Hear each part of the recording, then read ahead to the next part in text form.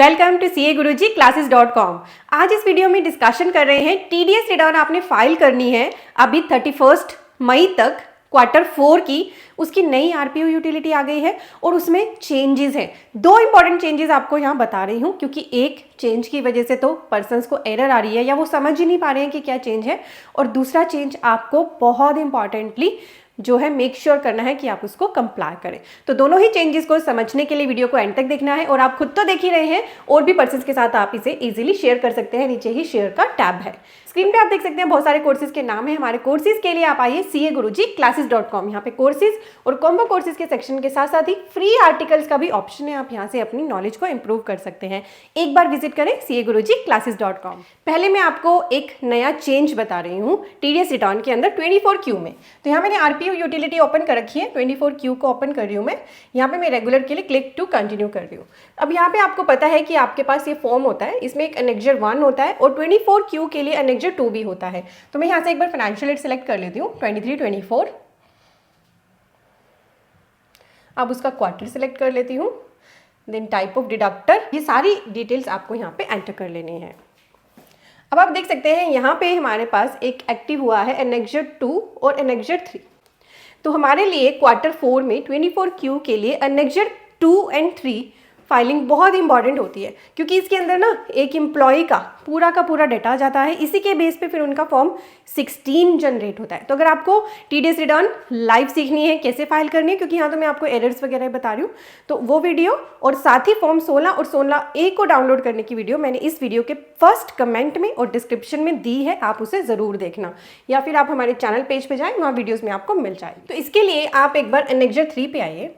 यहाँ पे क्या है, यहाँ पे ना आपको एक ऑप्शन सिलेक्ट करनी है, whether opting for taxation under section 115 BAC और whether opting for taxation under section 115 BAC 1A applicable from financial year 23-24 onwards, yes या नो बताना है।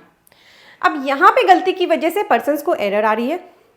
हुआ क्या है, इस साल से आपका न्यू रिजीम डिफॉल्ट रिजीम है। आपको पता ही होगा कि टैक्स के दो रेट हैं, न्यू एंड ओल्ड। ये तो आपको पता ही होगा अगर आप TDS रिटर्न नहीं भर रहे हो। नहीं पता तो वीडियो में डिस्क्रिप्शन और पिन कमेंट में डाल रही हूँ। तो नया रिजीम इस बार से न्यू डिफॉल्ट रिजीम है हमारा फाइनेंशियल ईयर 23-24 से। इससे पहले के फाइनेंशियल ईयर में ओल्ड रिजीम डिफॉल्ट रिजीम हुआ करता था। ठीक है, तो अब इस क्वेश्चन का ना आपको आंसर येस या नो में करना है, पर केयरफुली करना है। तो अगर हम ये क्वेश्चन देखें, ये इस असेसमेंट ईयर के लिए रिलीवेंट नहीं होगा। फाइनेंशियल ईयर 23-24 के लिए ये रिलीवेंट नहीं होगा, फाइनेंशियल ईयर 23-24 के लिए ये क्वेश्चन रिलीवेंट होगा। यहाँ पे इन्होंने लिखा भी है, क्या है ये क्वेश्चन, ये पूछा जा रहा है कि क्या आप ऑप्ट करना चाहते हैं taxation under section 115 BAC 1 capital A, यानी कि 115 BAC कैपिटल 1A में लिखा है कि जो पर्सन नया रिजीम नहीं लेना चाहते वो ओल्ड रिजीम ऑप्ट करेंगे और उसके लिए जो भी फॉर्म है वो फाइल करेंगे। यानी अगर आप ओल्ड रिजीम ऑप्ट करना चाहते हैं ना, तो यहाँ पे आपको ड्रॉप डाउन से ऑप्शन येस सिलेक्ट करनी है, और अगर आप नया रिजीम लेना चाहते हैं तो नो सिलेक्ट करनी है।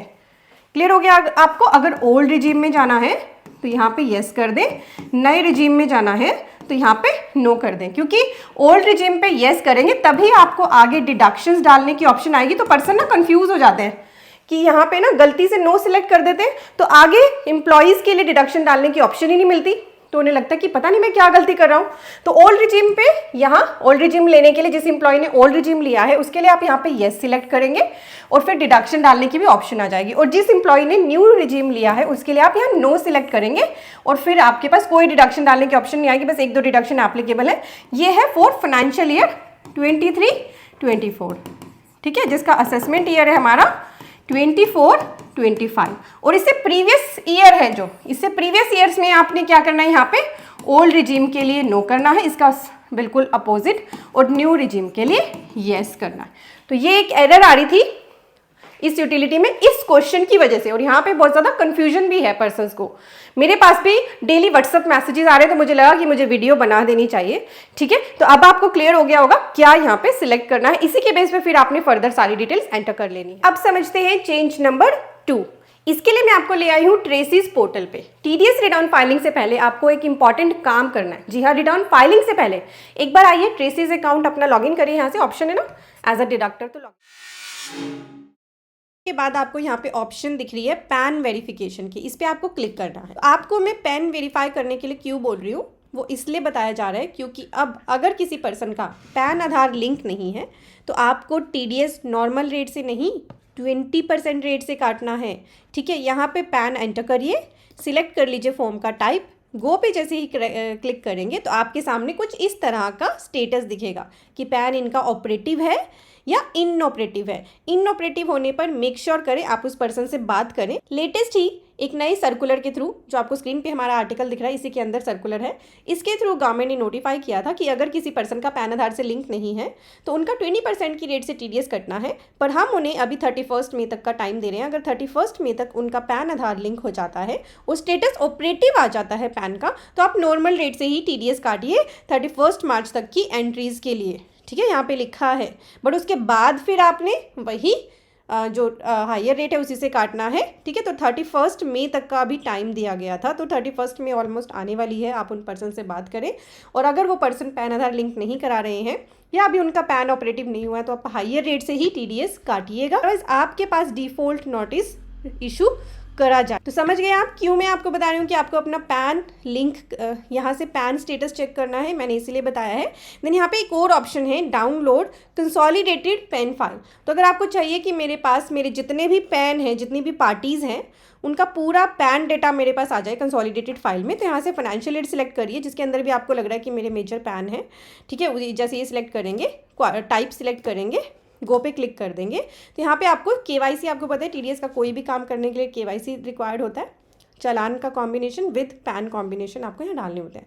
वो करने के बाद जब आप डाउनलोड कर ले अपनी फाइल तो डाउनलोड्स में रिक्वेस्टेड डाउनलोड पे चले जाएं, यहाँ व्यू ऑल पे क्लिक कर दें तो आपको यहाँ पे दिखेगा एक, जैसे मैंने ये रिक्वेस्ट करी थी, एक फ़ाइल अवेलेबल हो चुकी है, तो मैं इस पर क्लिक करूँगी तो डाउनलोड्स कर लूँगी तो ये मेरे पास CSV में अवेलेबल हो जाएगा पूरा पैन डाटा। तो फिर उसके बाद आप पैन्स को वेरीफाई कर सकते हैं कि क्या उनका स्टेटस पैन आधार लिंक है या नहीं। तो TDS रिटर्न फाइल करने से पहले आपने ये वर्किंग करनी है ताकि आप कोई भी गलती उसमें ना। सर्कुलर आया था, इसके बाद में पर्सन्स को कुछ प्रॉब्लम भी आ रही है कि अभी भी स्टिल उनके पास मैसेज आ रहे हैं कि आपका डिफ़ॉल्ट नोटिस इशू किया गया क्योंकि आपने ऐसे पैन के अगेंस्ट 20% TDS नहीं काटा जिनका पैन आधार से लिंक नहीं है। ठीक है, तो अभी हो सकता है उसके लिए गवर्नमेंट की कोई फर्दर एडवाइजरी आ जाए। अभी हमें नहीं पता कि वो नोटिस डिफ़ॉल्ट के जो आ रहे हैं उनका क्या होगा और कैसे उन पर अब एक्शन होगा, तो जल्दी ही कोई ना कोई सर्कुलर या नोटिफिकेशन आ सकते हैं, उसका वेट करना। पर आप अपनी तरफ से अब केयरफुल रहें, अपनी TDS रिटर्न फाइलिंग के लिए पैन वेरिफिकेशन ज़रूर कर ले। अब TDS की रिटर्न फाइलिंग अगर आपको सीखनी है, फॉर्म 16 कैसे डाउनलोड होना है, सारी रिलेटेड वीडियोज़ मैंने डाल दी है डिस्क्रिप्शन और पिन कमेंट में, उन्हें ज़रूर देख लीजिए। इसी तरह की इंपॉर्टेंट वीडियोस हमारे चैनल पे रेगुलरली आ रही हैं। इस वीडियो के नीचे भी सब्सक्राइब का बटन है या चैनल पेज पर आए, सब्सक्राइब बटन पे क्लिक कर लें, ये आपके लिए बिल्कुल फ्री है। अब आ जाइए CAGuruji पे। यहाँ हमारे कोर्सेज और कॉम्बो कोर्सेज एक्टिव है और फ्री में आर्टिकल पढ़ने की ऑप्शन आपको यहाँ टेक्स्ट अपडेट से मिलती है। यहाँ पे हम डेली बहुत इंपॉर्टेंट आर्टिकल्स डालते हैं। तो कोर्सेज पे क्लिक करें, यहाँ पे आपको कोर्सेज मिल रहे हैं trademark, income tax ITR TDS, GST, automation of balance sheet, TDS and TCS का कोर्स अलग भी है, accounting with tally prime, company registration. Then ये जो कुछ कोर्स रिपीट हो रहे हैं इसका रीज़न मैं आपको बता देती हूँ, और कुछ रिकन्सिलेशन के भी हमारे कोर्स हैं। तो आप जिस भी कोर्स में इंटरेस्टेड है आपको उस पर क्लिक करना है। और जो ये ब्लैक कलर के थंबनेल वाले कोर्स है ये लाइफ टाइम वैलिडिटी कोर्सेज है, और जो येलो कलर के थंबनेल वाले कोर्सेज हैं ये लिमिटेड वैलिडिटी के साथ है, सिर्फ यही डिफरेंस है। तो जैसे मान लीजिए आप इसमें इंटरेस्टेड हैं, इस पर क्लिक करेंगे, पहले आप इसका करिकुलम पढ़ें, शो मोर करके सारा पढ़ें, कोर्स के अंदर क्या क्या कवरेज करी गई है। अगर आपको लगे कि येस ये कोर्स आपकी नीड को सेटिस्फाई कर रहा है तो ऐड टू कार्ट करके इसे बाय कर लें, और फिर यहीं पे आपका लॉगिन क्रिएट हो जाएगा। इसी वेबसाइट पे आपको कोर्स देखने की ऑप्शन आ जाएगी। हमारे कोर्सेज का बेनिफिट लेके ऑलरेडी बहुत सारे पर्सन्स अच्छा खासा अर्न कर रहे हैं, तो आप खुद भी इन कोर्सेज का बेनिफिट लें और भी पर्सन्स को अवेयर करें। Thank you so much.